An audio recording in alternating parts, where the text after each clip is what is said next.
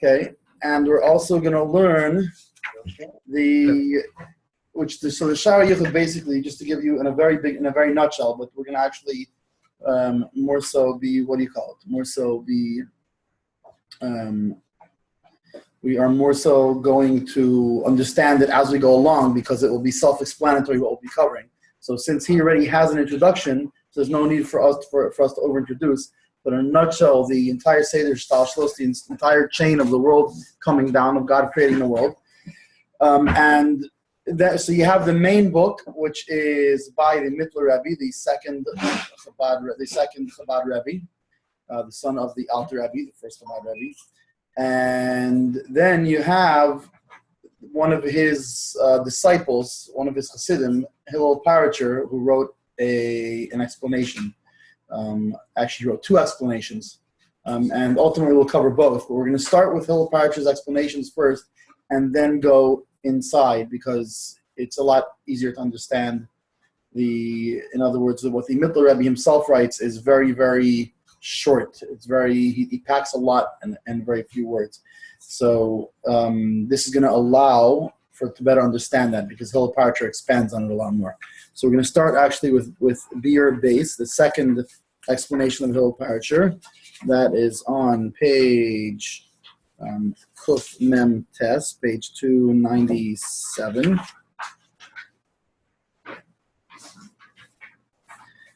And again, I don't find the need to explain, to introduce what the subject matter is going to be, because Hillel Paracher himself will do a very good job of that. So, all right, ready? Yeah. All right. Shema Yisrael, Hashem Elokeinu, Hashem Echad. Hear, O Israel, the Lord is our God, the Lord is one. We're familiar, obviously, with this passage in the Bible, which is essentially the first passage that a child learns when we teach a child the prayers. It's the first thing we teach them when it's time for somebody's passing. This is the passage that is said. So it's obviously a passage very important to Jewish life. And in Maimonides, in the laws of the foundations of the Torah, the basics of the Torah, in the first parak, the first halacha, he says, "Yisoid ha-yisoidis v'amud ha-chachmas leida sheyei sham elokat." So he's explaining, in other words, based on this pasuk. So so he says that it is the foundation of foundations and the pillar of knowledge to know that that there is a God. And he makes exist every existence. And in the seventh halacha, he goes further. This God we just referred to, we have to know existence or of his being. Is one. So here's something interesting that he says. Not only is it important to know this, but according to the Rambam, and by the way, I don't believe that everybody agrees with Maimonides on this. But got everything done. The Rambam, Maimonides, actually counts this thing that he's talking about now, that you have to know about God and that he's one. He actually counts it as one of the 613 mitzvahs. No, I'm actually saying. By the way, how do I move the other side? There is Dober Marcus, One way. Yoel, if you know him, and then my father and your father.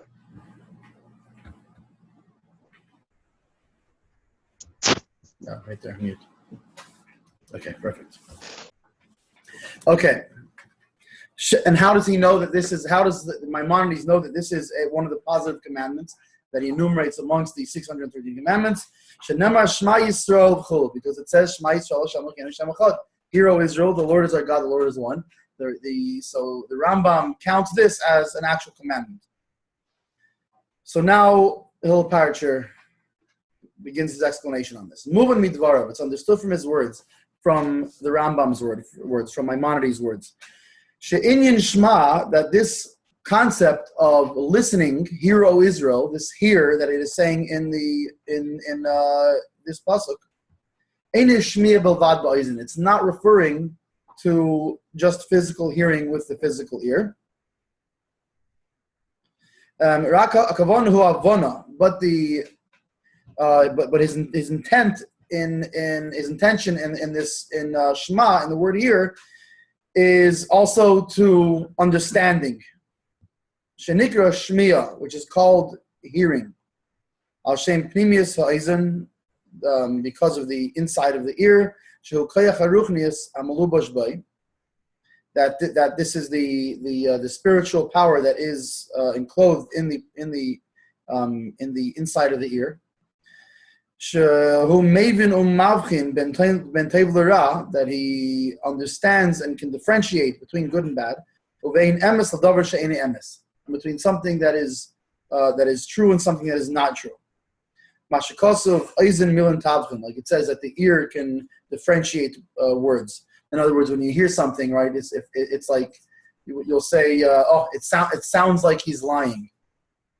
What do you mean it sounds like he's lying? You're just waves coming at you. It's just sound. How does it sound like he's lying? So in other words, there's that pneumius, that internal aspect of the ear that differentiates, that can pick up that, in other words, somebody's saying the truth or not truth, or understanding something. So this is a level of understanding. The perfect example in English is when somebody tells you something, and you understand it. What do you say? I hear you. So that's, in other words, when I hear you. Of course you hear him, but in other words, it means I get it. I understand what you're saying.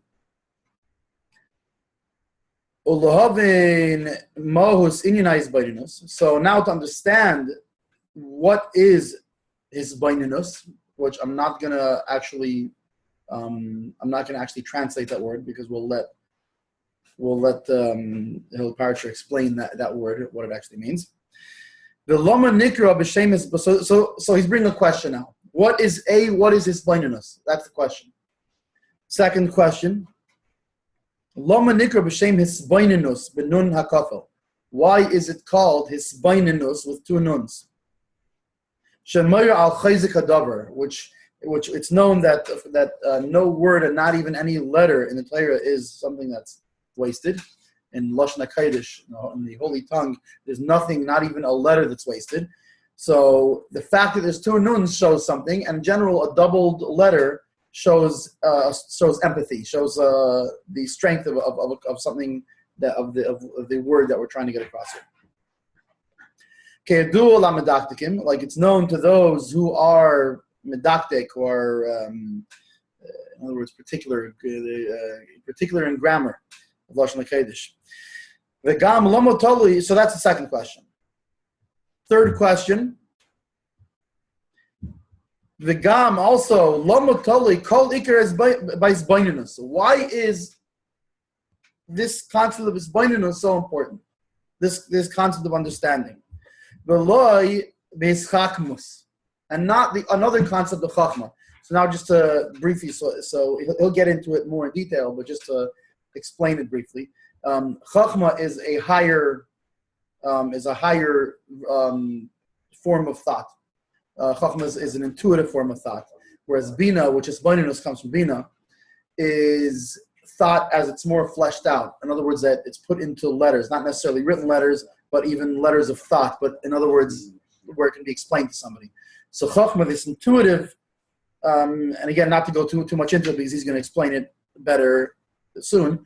This intuitive level is higher than bina. So his question is, why is he putting so much stress on understanding God in the level of bina, with his baininus? Shouldn't it rather be with chachma, the higher level of chachma? We can move on by Mikra Hanal, and like it's understood from the pasuk, from the passage that we read before, Shema Yisrael, Hear O Israel.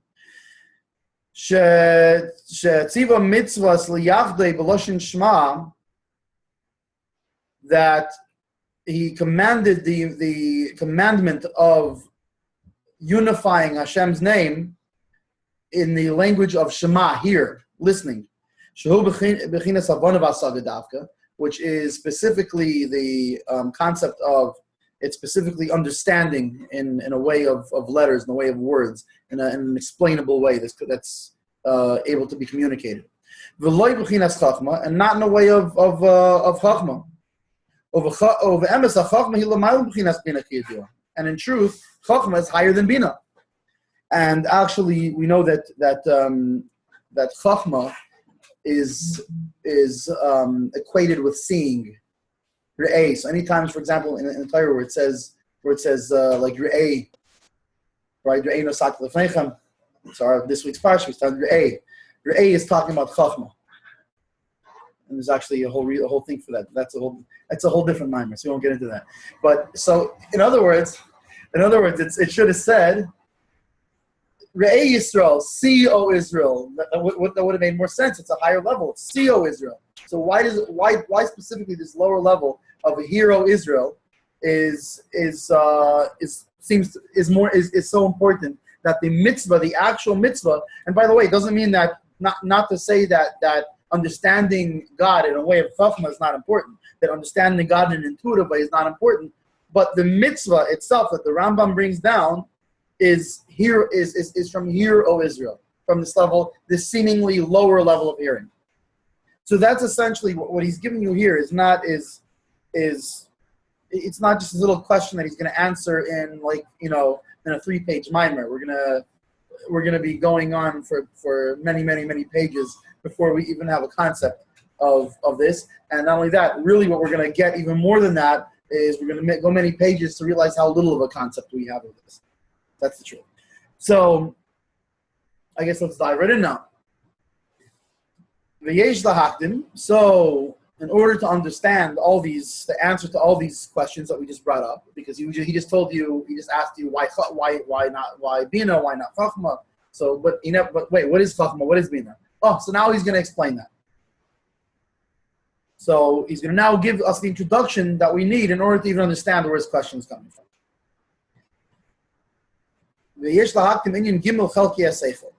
So we have to first understand the 3 parts of the intellect. Shenikra Chabad, that are called, the acronym for them is Chabad, which is Chachma Bina Das. Mahi, we have to understand what they are. Hine Bechinas Chachma, so the first and highest level, actually not necessarily, but we'll get into that later. But the first level is Chachma, which I will loosely translate for now as intuition, but do not remember that translation, because what you're going to want to go by is the translation that he's going to give you. Bechinas haskolas etzem ha'inyan. It is grasping the essence of a concept or a subject matter. Bilti bechinas hislapshus ba'isi klal. Without it being able, in other words, it's higher than the point where it could enclose itself in any sort of letters. Lashon achad dem leik von seichel allein hechef neisius. Basically in Yiddish, the same thing. How the seichel, how the intellectual concept lies higher than, as it is higher than letters, than where it could be relevant to letters. Ubechinas bina, and what is bina? It is the clothing of this essential concept, the essence of the concept that you understand through Chachma, when it becomes enclosed in letters, in a revealed svara, in a revealed thought, which is what letters do. And it's enclosed in letters, which is essentially the same thing, because what does it mean that it's enclosed in letters? In other words, if I want to tell you something, right? If I want to tell you a concept, generally speaking, if I want to tell you, I'm gonna have to enclose it in some revealed form of, unless we're like psychics and we'll sit there and like If I want to communicate something to you, I have to communicate it to you in letters, and it has to be enclosed in something that I can't just flash it into your brain. Even in theory, someone who's a mind reader would still get it from letters, just to getting your letters from a different way. So either way, to communicate something, it needs letters. So that's bina. Bina is when it's enclosed in letters and now becomes something that is able to be communicated or explained. So now let's understand how these two things work in a practical, what do you call it, like world situation.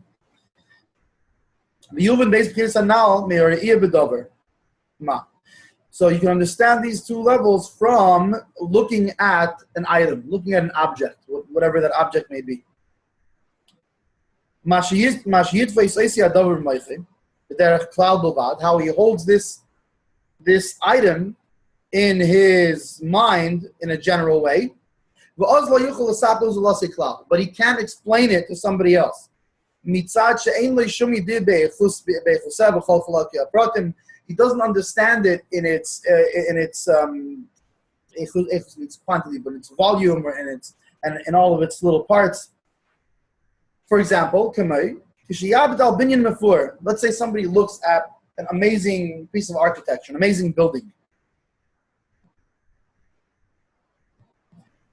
So whatever it is, whether it's the Taj Mahal, whatever the building might be. So right away you look at let's say the Taj Mahal, right? You go, oh wow, look at this building. But you haven't really, you've just seen it a second ago. So you don't stop and go, wait, let me stop a second, let me look at this building, and then let me decide if it's beautiful or not. Rather, you look at it immediately. Oh, wow, what a beautiful building. Aval, however, tam ha'pe'er, the reason for it being beautiful, shu mitzad riboy ha'pratim shabai, that's from all the different details in it. That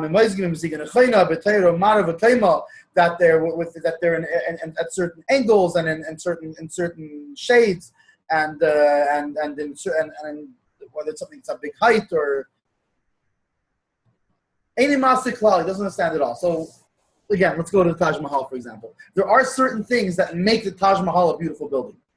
There's intricate work and marble and stone and how they put it together and the symmetry of the angles and there's a whole. It's it's not. It didn't just like someone some Indian guy came and took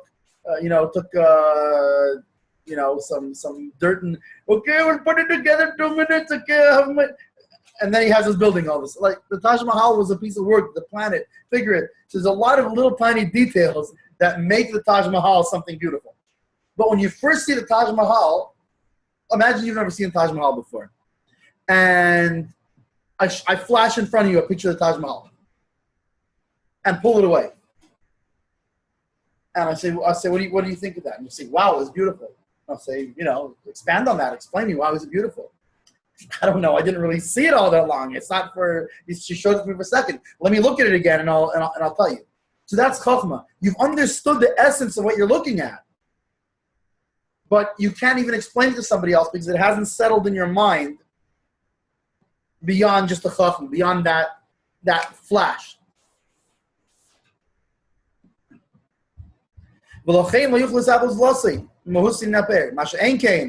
So he can't tell somebody else, he can't explain its beauty. All he can say is it was amazing, it was wonderful, it was so beautiful. I stopped for a second. Now let's say you have a student of architecture, and he comes and he spends a month at the Taj Mahal, and he's inspecting every single piece of stone and how they fuse together and how they use to joint them and how the arches are built and the symmetry and all these things.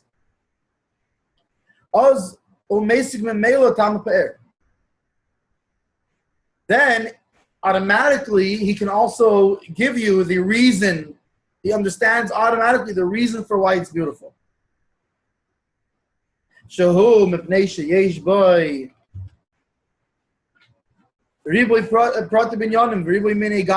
has all these details, all this detailed work and different shades and angles. Then he can tell to somebody else. Now I can explain it to somebody else because now I've sat there and studied it all, and now it's sitting in my mind in a better way. Because why can he now explain it? Because it's now settled in his mind in a way that it can be enclosed in letters. On the other hand, with seeing alone, well, whereas when you're just looking at it quickly, without having allowed it to settle into letters, you cannot explain it to somebody else. So therefore you can't tell it to somebody else at all.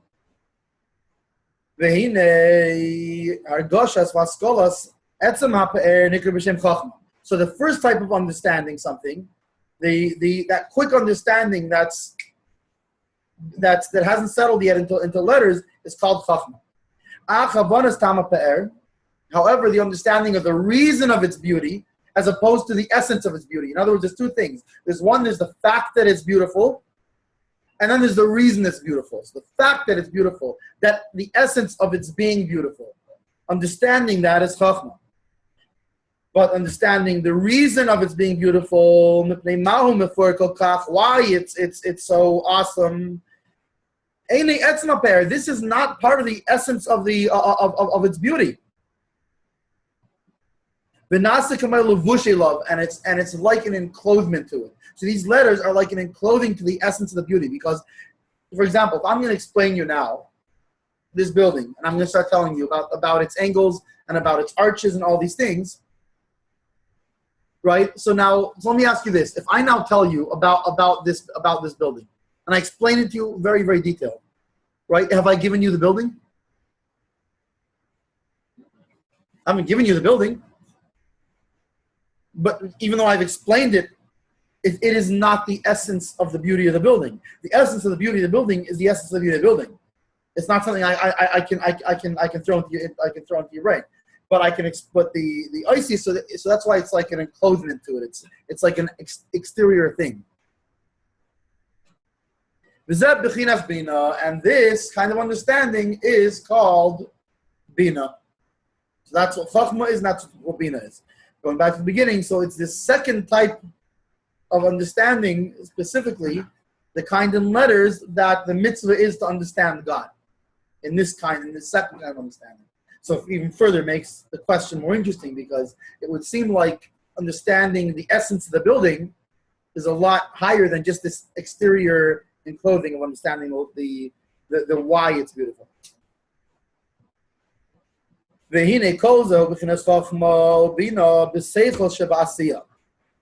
all this that we've spoken about looking at this building, this is chachma and bina in the intellect shabasiya, down here in our physical brain as we are physically looking at something. The alder of zayuv gamkein beis abechina is the chachma ubina shebeseichel shebemidis. So now he's sneaking in on you and introducing a new concept, because he never said nothing about midas or these other levels. He just chacham bina. So now he's going to go and explain you in midas, which basically you have the gimel ration, the three heads, which is Chabad, chacham bina das, the intellect, and then there's the midas, the emotions, and then actually asiya is under this. So he actually explained to you. He went down and explained to you sort of the lowest level of it, how it comes down into action. But now, emotionally, there's also a chachma and a bina. And by the way, there's actually, later on, we'll see, there's actually, on the different levels of the midas, the different levels of the emotions, there's also different sorts of chachma and bina. It's not just one type of emotion, because there's like the chachma and bina as it is in chesed, gvur, tiferes, and like kindness versus strength, which is a simple, simple kindness versus strength, then going down through decision-making of how that filters from kindness and strength down to yes, no, allowed, not allowed, etc., etc. But we'll get to that when we get to that. So now we're going to understand chachma and bina of the emotions. So that this is the concept of giving over a decision, essentially, in whatever it happens to be, like a judgment or a decision. And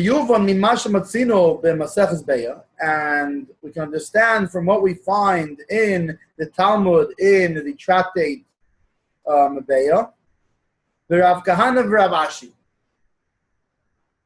that Rav Kahana and Rav Ashi, shehigshu l'Rav, that they came to Rav, who Rav was essentially was the I believe the Nasi in that time. Was a leader of that time. They came to Rav, who was a greater rabbi than them, and they asked him, so they were talking, if I recall right, it's talking about about animals born on Yom Tov and the requirements of Shechita, and with animals born on a holiday, which on a holiday there's all kinds of rules regarding that. So in either case, they asked him.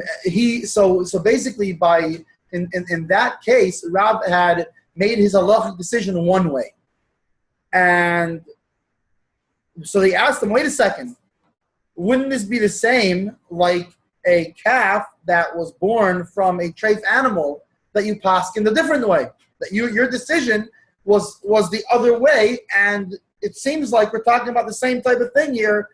Why is it that you decided differently here?" And what was Rav's answer? Shasik Rav. Rav was silent.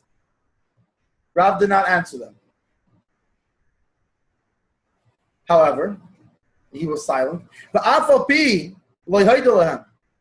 he still did not, even though he could not answer their what seemed to be a good slug up, what seemed to be a good how would you say a slug up in English? Slug up, upslug, right? In other words, even though he could not answer their, essentially, they're putting up their argument to his halachic ruling, he upheld his ruling. But he couldn't answer them. It would seem they're right. Logically, they came up with a logical reason why his ruling is wrong.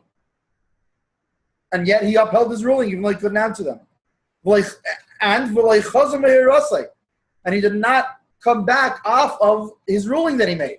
In other words, he made an actual psak, an actual ruling for people to follow. We're not talking about a logical thing here. We're talking about when Rav made a halachic ruling. In other words, here, this is the ruling. This is practically, this is what you should do. And yet, logically, he couldn't answer them. How's that possible? So why didn't he answer them?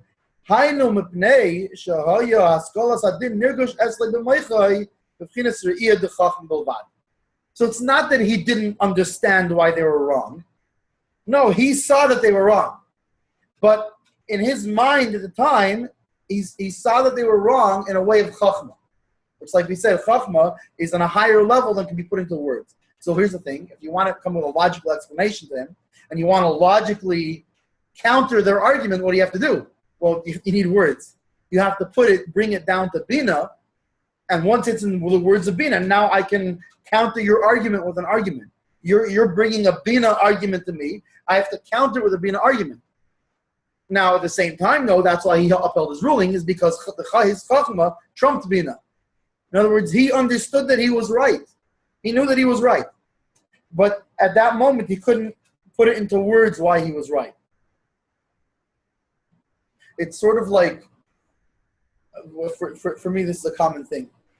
You know, if somebody comes up to you, and actually, it's an interesting story too, because there was I think it was yesterday morning after I came out of Minyan, and I'm walking, obviously dressed the way like this, and with my talis bag under my arm, with my tzitzis hanging out, and a man walks up to me, and it's interesting because there's a lot of levels to that this sort of what he said, but he comes up to me, he says, "I'm 99 years old."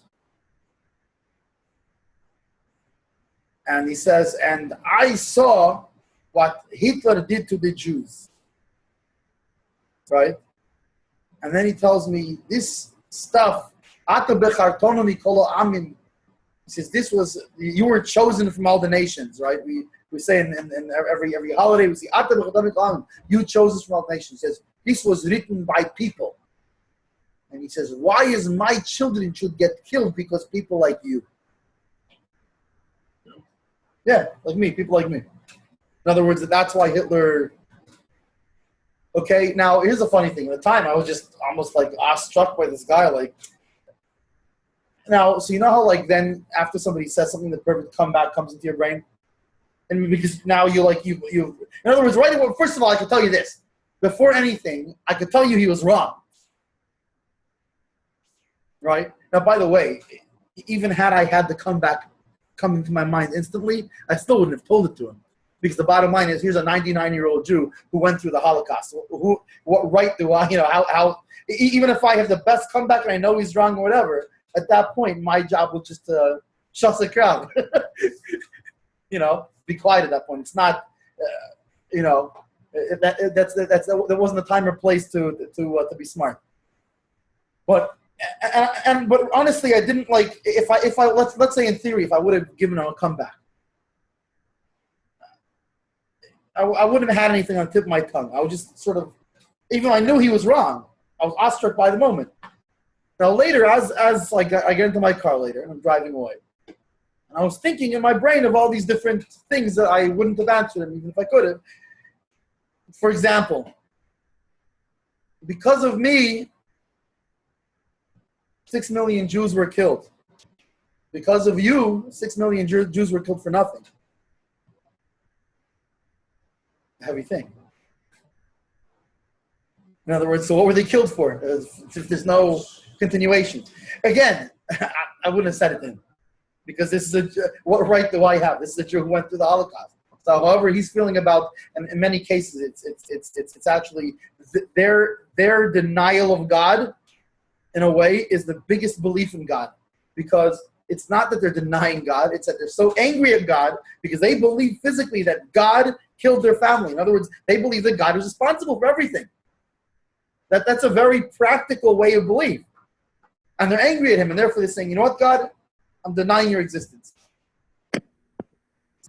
But so, I actually had this once where a lady came over to me in front of Giant Eagle, and she kept walking past me and she told me, I don't believe in God. I think I was all of like 14, 15, something like that. I was putting on film on people in front of Giant Eagle. She comes back again and goes, I don't believe in God. By the time it came to like the fourth time, so I'm at that point I'm realizing it's not a rhetorical question. She's expecting me to say something. So I figured I figured kind of what I imagined she wants me to say, and I told her, why not? And she turns to me very angrily and she says, because he killed all my family. That's why she doesn't believe in God, because he killed all my family. So in either case, it's the same sort of thing. Where I'm sure you all have something like that, where somebody tells you something, and you know they're out of their mind, right? And 3 minutes later, you think of the comeback that shows why they're out of their mind. Why? Because you know they're wrong in a way of chachma, but it hasn't come down to a way of bina where you could put it into so many words and counter with an argument. So this is the same thing with Rav. He knew that his psak halacha, that his halachic ruling was 100% correct. But he couldn't explain why. He couldn't bring it because it didn't bring down the bina. Okay, and Masha Enke and Rabba Bar Nachmani. However, Rabba Bar Nachmani, a different sage, he understood Rav's halachic ruling in his bina brain, in a way of bina, not just a way of chachma. And therefore he found a reason and an explanation to Rav's ruling. Like Rabbi Bar Nachmani said, that this one is already prepared. In other words, this fetus, in the one case, he said that the fetus, in other words, the reason he ruled differently is in one case that he's talking about where the fetus is that was the difference. It was actually the other case. I believe one is an animal and one is talking about an egg. And so he says that in the one case it's muchan agav imay, it's already a live being while still in its mother's stomach, it's still a live being. Whereas in the other case, it's not a live being while it's still in its mother's stomach. So therefore, when you pull one out, it's considered one and the same. It's not a separate. Life form. Whereas in the other case, it's a separate life form. So he explained essentially why Rav held in one case like this and one case like that, why there was no contradiction, even though Rav himself couldn't explain that. But it's not that Rav didn't know this. It's just that Rav, at that time, when he asked him a question, he couldn't bring it down into Bina. It was in Chachma by him. Once he was able to bring it down to Bina, once actually he didn't bring it down to Bina, maybe he did later, but it doesn't speak about it. But Rabbi Bar Nachmani brought it down into a Bina way, and he was able to explain the reason for it.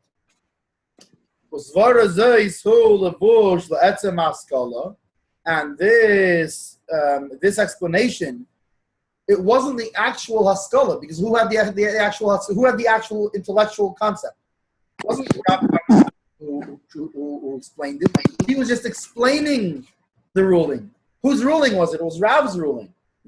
So the essence of the ruling, the actual ruling itself was by Rav, and Rabbi Bar Nachmani in having the bina, like we explained before, that bina is a lavush. It's an enclothing. It's something that encloses an exterior thing that encloses the essence. So this explanation that he had to why Rav's ruling was what it was is an enclosement to the actual essence of the intellectual concept, which the essence was the actual ruling that Rav had. V'nikra b'chinas bina, and it is called bina. V'lochei nikra chochma b'chinas ein legabi bina, and this is why chochma is called ein, nothing. It's called nothing compared to bina. In other words, we have, like, for example, chochma ma'ayin timatzei. The chachma comes from ayin, comes from nothing. And there's many places where when it talks about ayin, when it talks about nothingness, that the nothing is the chachma. Compared to bina, chachma is nothing. Why? Machma shehila ma'il and b'chinas oisius, that it's higher than letters, which bina is the level of letters. Masha enkim b'chinas bina. On the other hand, the bina b'chinas svara niglis hamislabeshes ba'oisius. Bina is a revealed thought or a revealed explanation that is able to be enclosed in letters. So even though now we said that Chachma is considered nothing compared to the Bina, even so, Nikra Chachma b'chinas yesh legabe l'mayla min Chachma. So you should know that there's something higher than Chachma, and compared to that thing that's higher than Chachma, Chachma is not considered a nothing. It's considered a physical something, and obviously that other thing that comes higher than it is considered a nothing. So it's all relative. Yeah, it's like the famous story with the story with the rabbi and the chazan are standing in the front of the shul and the president, and the rabbi suddenly becomes inspired with humility to God, and he yells out, "I'm nothing." The chazan, same thing. He's inspired by the rabbi. He also screams out, "I'm nothing." The president, he sees the rabbi, the chazan. He's caught up in the moment. It's the eve of Yom Kippur. He screams out, "I'm also nothing." There's Chaim the Shmo in the back of the shul, and he's so inspired. He sees all these great people. He yells out, "I'm nothing." All of a sudden, the president turns to the rabbi, looking back at Chaim, and goes, "Look who thinks he's nothing now." So nothing is it's relative. So Chachma compared to Bina is a nothing, and Bina is already a physical something. And however, Chachma compared to what's higher than it is not considered nothing, considered something. It's very important. A lot of this whole thing is understanding the relativity of some things and nothings. That's a big part of Hasidic theory is relative somethings and nothings. Like it's written about Chachma Ma'ayin Timatzei, that the Chachma, in other words, you can say the Chachma, from where does it come out? It can be a question, it could also be a statement. But Chachma Me'ayin Timatzei, where does it come out? Me'ayin, from nothing. In other words, that's going to be talking about the above the Chachma. The Kol Hanal Hu Beis Bechinis the Chachma Ubina Hanal. So so all the above is talking about these two levels of Chachma and Bina, like we said before. So now, I think we have time for one more paragraph. I think that'll be it. So we'll go one more paragraph.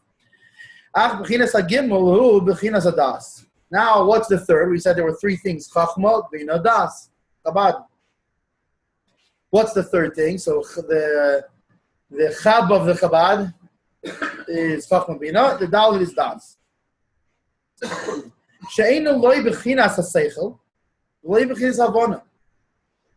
That it's not really something belonging directly to the intellect, and it's not something belonging to really understanding something. But rather only the idea of connecting to them. It's the concept of connecting to them, or to say in other words, essentially applying them. In other words, it's not Chachma and it's not Bina, but it is how the Chachma and the Bina become applied. So how the Chachma and Bina become energized, charged, connected.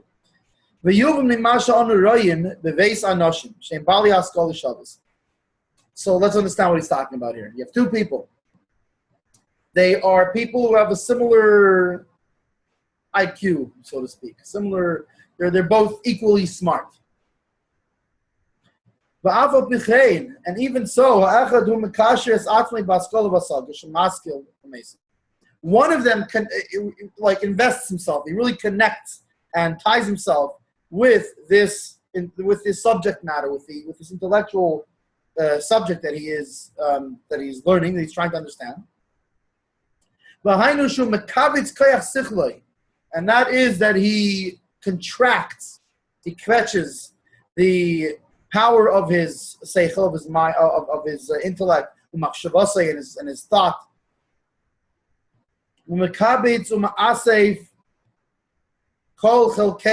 And he gathers and brings in all of their parts. So in other words, he focuses all of his intellectual capacity on this one concept. It's pretty much like you know how like when you're really into something, you're trying to figure out something and you get zoned in to the point where you can completely lose track of time. Like that, zoned in, that's application of Das. He's completely zoned in. And all of his faculties, it's actually something when you get zoned in, then almost like the rest of your body almost goes to sleep. Because all of the energy is being focused on that.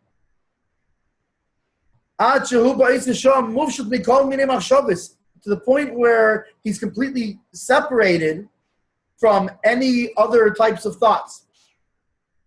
And he even forgets about himself altogether during this time. In other words, when you get zoned in like that, you're not tired, you're not hungry. You can go for a long time without eating, where normally you'd already be starving. But you're so zoned in, you're not hungry, you're not tired. The habes, and the second person, he's not so tied in to this subject matter. To the point where he could also be thinking about other things.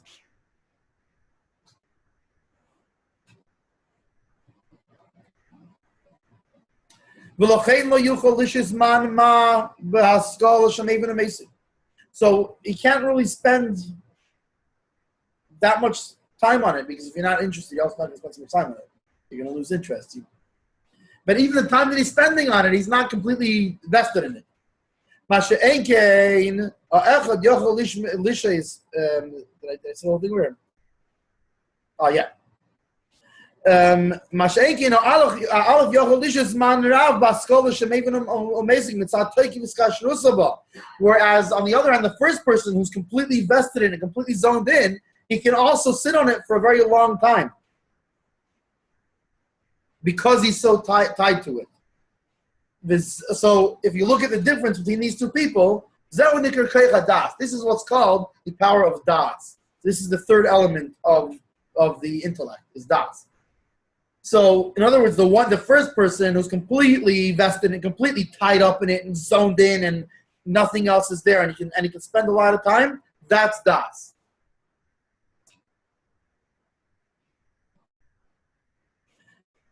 Where does this das? Where does it come from? Sheirish hadas toloi b'mishi yesh lo chush be'etzem hadavar shemevin. So the source of das comes from, and this is the translation of chush in this case can be a little bit different than how it's usually chush is translated as a talent. Like, right, you say someone, oh, he's a chush, he's a talent. That's not altogether, in this case, chush means really a passion. Now, it just so happens that they work hand in hand. Usually, it tends to be that the more you have a passion for something, the more likely you are to be talented at it. But in this case, it means he has a passion for it. So that is the source of das. Of who's going to have a stronger das? Somebody that has a passion for this thing. So, I'll give you an example. If you put a math book in front of somebody who loves math and in front of somebody who hates math, who do you think is more likely to have a better das? Who do you think is more likely to be zoned in more, to be able to sit there and spend more time? Obviously, the guy who likes it.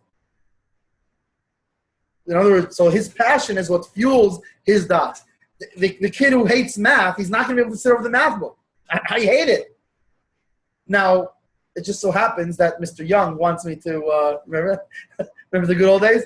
Mr. Young wants me to do my math homework. And so I have to go over whatever. But you're going to do it like half-heartedly, right? At least I would do it half-heartedly.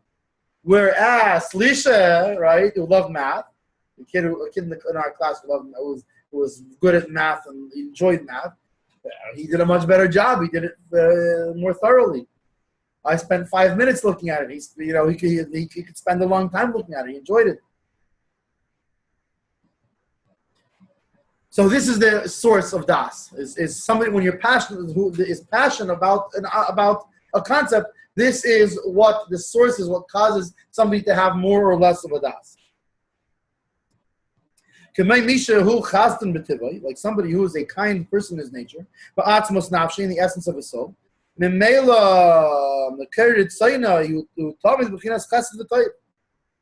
So the sword, because he is naturally somebody who loves kindness, so his will, the things that he wants, is also going to be things of kindness, because that's where it's because the source is kind.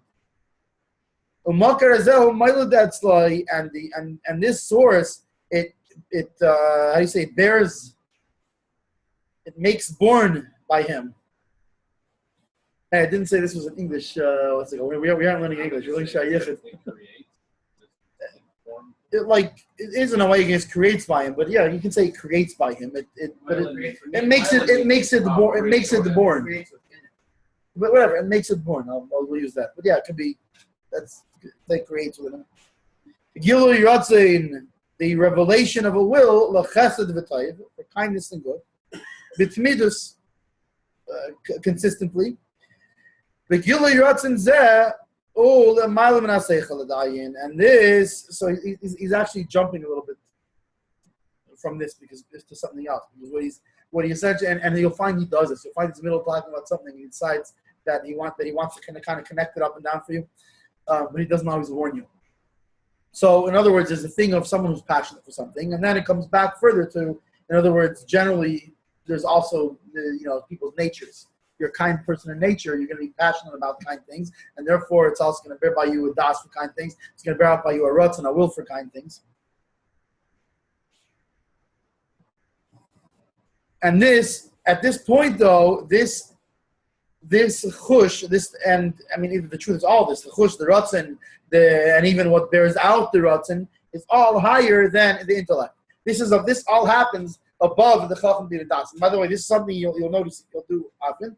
Before, he just happened to mention, at the end of the last paragraph, he happened to throw in this little thing about what's above the chachma. So he wasn't just throwing it in just to let you know, he was going to explain it to you. But he wanted to give you a little bit of a heads up before. So he's actually defining now what chush means. He's defining chush. So essentially right away he goes to the word iskashrus. It's almost like the chush is really a higher level of the das, iskashrus. So the amount that he is tied to the will. The will, and by the way, we know that will is higher than intellect. Why? Do you want something and don't know why? Right? Do you want something you don't know why? Popcorn. You want popcorn, you don't know why, right? I want popcorn, right? So that's why it's higher than the intellect. So now you have this popcorn, right? And you want this popcorn. Now, not when you're eating the popcorn. When you're looking at the popcorn and you want it, right? You're connected to it. You haven't touched it, but you're totally connected to that popcorn. When you're looking at popcorn, you're getting ready to grab your hand out for it, right? You're connected.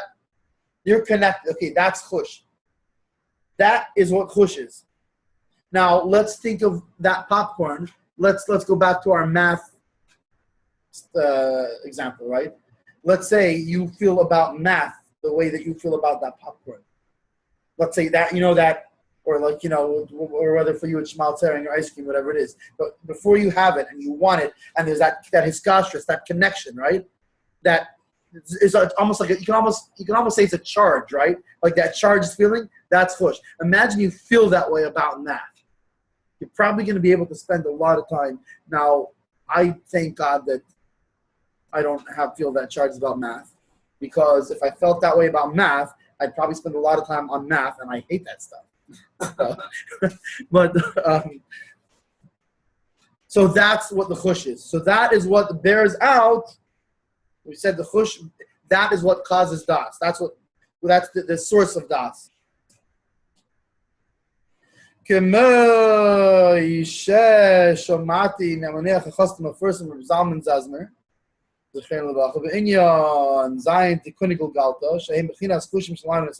Like you heard from the chassid, the famed chassid of Zalman Zazmer, in the thing of the seven, what's it called, parts of the skull, and you want to understand what that's talking about, then you got to ask Bitzal, because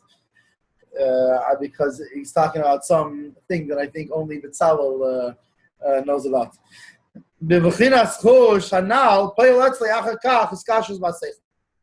Okay, so now this chush that we spoke about, right? This chush, this connection of the thing that he wants at the time he wants it. That's the what do you call it? The translation, the definition of chush, right? The thing that he wants at the time he wants it. So this chush that we spoke about. So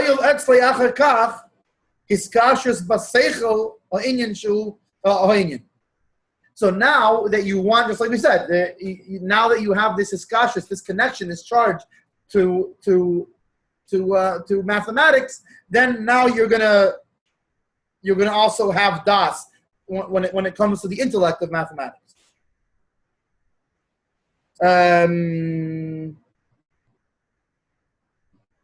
So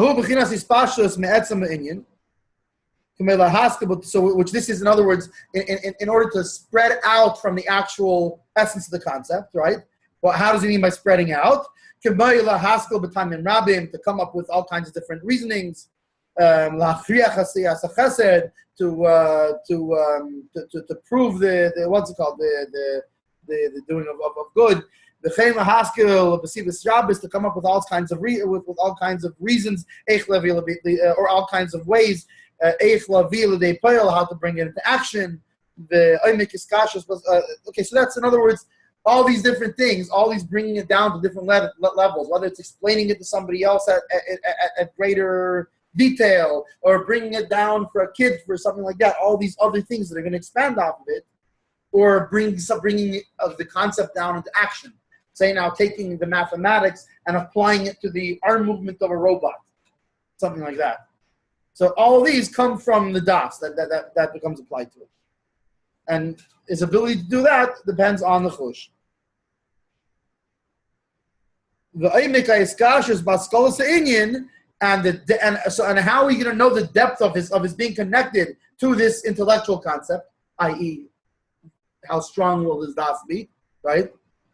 So how do you know how deep is going to be his how deep is your love? It's like a old Bee Gees song. So how are you going to know how deep it's going to be, his connection to this intellectual concept? It's going to be exactly relative to, like we spoke before, to his connection to the thing he wants at the time he wants it. And chush, which is called chush.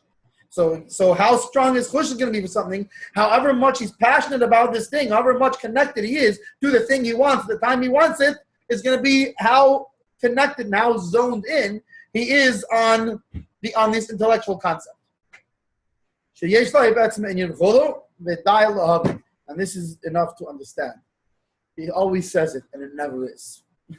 But okay, so I think we are good for now. Do we have a marker or something that we can put here, because we know how this works, right? We're up to now how to break it down into IMIC, and so we'll pick up from there for next year. Okay, yeah, so we'll pick up. It'll be. Oh, we're recording it, so it's going to be on Kuf Nun at the bottom, Me'ata Yesh Lohavin. Okay, good Nacht. Yeah. So a couple generations ago, actually, let's just say, What? Yeah. Where's the for Lubavitchers in Samarkand, in Russia, so you have to worry that you're maybe being recorded. Now we're deliberately recording ourselves. Wait.